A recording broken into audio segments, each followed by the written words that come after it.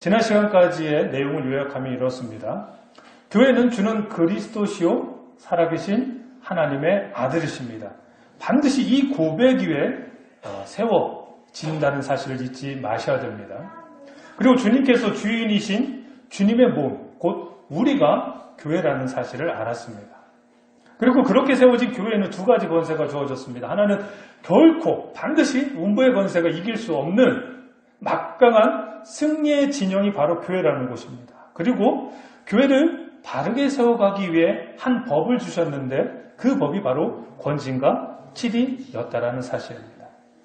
또한 우리가 가장 이상적인 형태의 모습으로 기억하고 있는 초대교회가 이렇게 교회에 부여한 두 가지 권세를 엄격하면서도 바르게 실천했던 모습까지 살펴보았습니다. 그렇다면 이제 우리의 현실로 돌아와서 그렇다면 진짜 좋은 교회는 과연 무엇일까?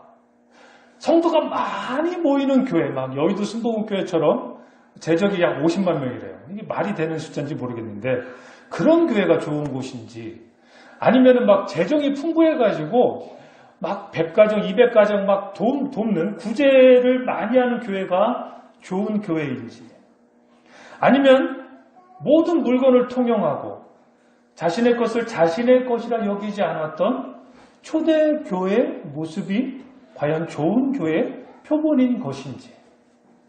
그러나 지난주에 잠시 언급했지만 초대교회의 이런 완전해 보이는 모습은 사실 그리 오래가지 않았습니다.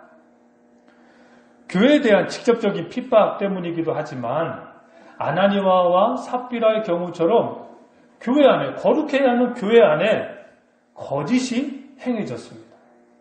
또한 급격하게 늘어나는 신자들 때문에 차별이 드러났습니다.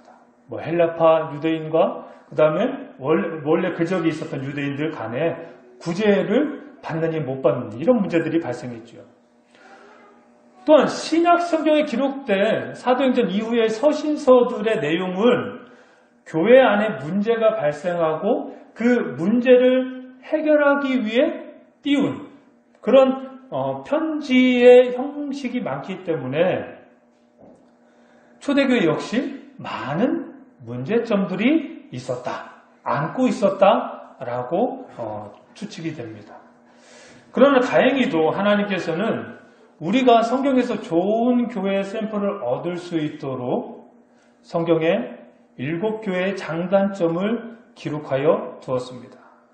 바로 요한계시록 2장과 3장에 기록된 소아시아 7교회의 모습을 통해 우리는 좋은 교회의 모습을 유추할 수 있게 되었습니다.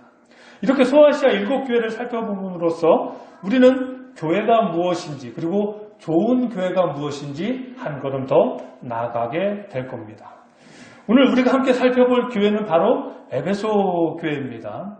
우리는 지금 교회라고 하는 큰 숲을 바라보고 있기 때문에 본문을 자세하게 다루지는 않을 겁니다. 그리고 기회가 된다면 나중에 좀 더 숲의 나무까지 아주 디테일하게 자세히 살펴보는 일은 추후에 진행해 보도록 하겠습니다. 당시 소아시아 수도라고 할 수 있었던 에베소는 이교 문화의 중심지였습니다. 그러니까 바다를 끼고 있는 항구 도시는 대부분 다 그 지역에서 큰 도시였습니다. 수많은 물자들이 오가는 길목이었기 때문에 돈이 많이 돌았고, 돈이 많이 돌다 보니까 직업이 필요한 많은 사람들이 그곳으로 몰릴 수밖에 없었습니다. 그리고 당연히 사람이 많다 보니 여러 종교들도 그곳으로 모였던 것이지요. 그래서 이루 헤아릴 수 없는 많은 수상숭배가 행해졌고, 더욱이 초대교회 대표적인 이단 중 하나였던 영지주의의 활동이 가장 활발했던 곳이기도 합니다. 따라서 이런 환경 속에서 에베소 교회 성도들은 신앙의 정절을 지키기 위해 다른 지역의 교회보다 몇 배의 노력을 기울이지 않으면 안 되었습니다. 따라서 바른 교리를 세우고 그것을 세우는데, 그리고 그것을 지키는데 심혈을 기울였던 겁니다. 그러나 이러한 열심에 이르는 것까지는 좋았으나 이렇게 외부의 적으로부터 교회를 지켜내는 일에만 몰두한 나머지 그리스도인으로서의 삶의 실천에 대한 열정은 상실하고 만 겁니다. 본문 2절과 4절 말씀입니다. 이해를 돕기 위해 쉬운 성경으로 읽어드리겠습니다. 나는 내 행위를 알고 있다. 그 수고와 인내 또 내가 악한 자들을 그대로 두지 않고 스스로 믿음의 형제인 척하는 자들을 시험하여 그들이 가짜인 것을 밝혀낸 일도 잘 알고 있다. 너는 나를 위해 고난을 참고 낙심하지 않으며 잘 견뎌 주었다. 그러나 너를 책망할 일이 한 가지 있다. 그것은 네가 나를 처음만큼 사랑하지 않고 있다는 사실이다.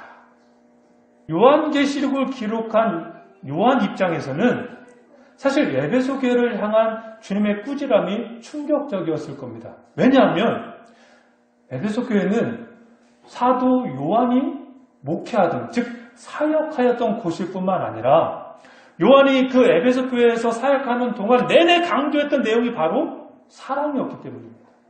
하나님을 사랑하라, 그리고 형제를 사랑하라. 그러니 요한 입장에서는 하나님의 이 음성이 들렸을 때 깜짝 놀랐을 겁니다.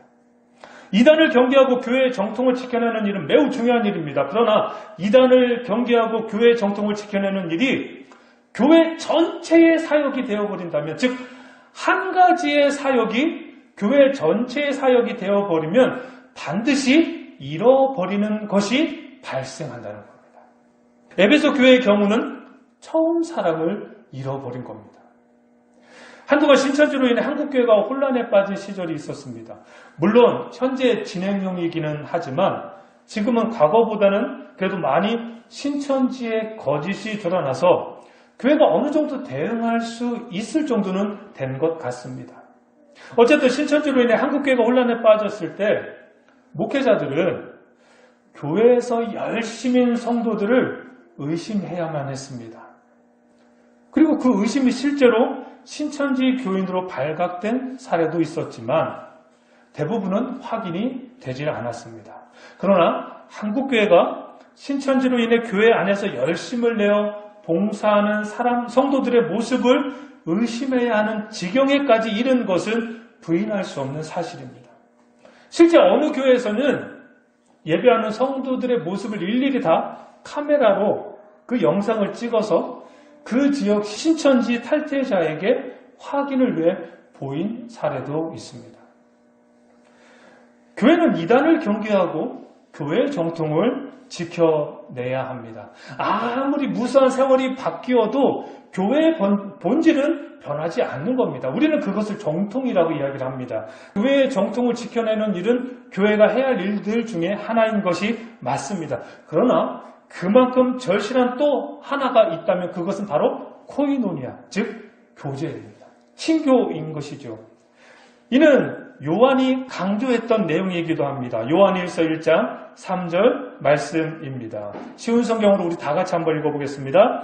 우리가 보고 들은 것을 여러분에게 말하는 이유는 여러분이 우리와 함께 교제하기를 원하기 때문입니다. 우리가 함께 나누는 이 교제는 하나님 아버지 그리고 그의 아들 예수 그리스도와 함께 가지는 교제입니다. 에베소 교회는 지나친 교리의 강조로 형식적인 신앙에 빠져버린 겁니다. 그래서 하나님과 성도 간의 사랑도 식었던 것이죠. 한국교회가 이단 신천지로 인해 교회 안에서 서로의 열심을 의심했던 것처럼 말입니다. 따라서 교회는 어느 한 가지만을 강조해서는 안 됩니다.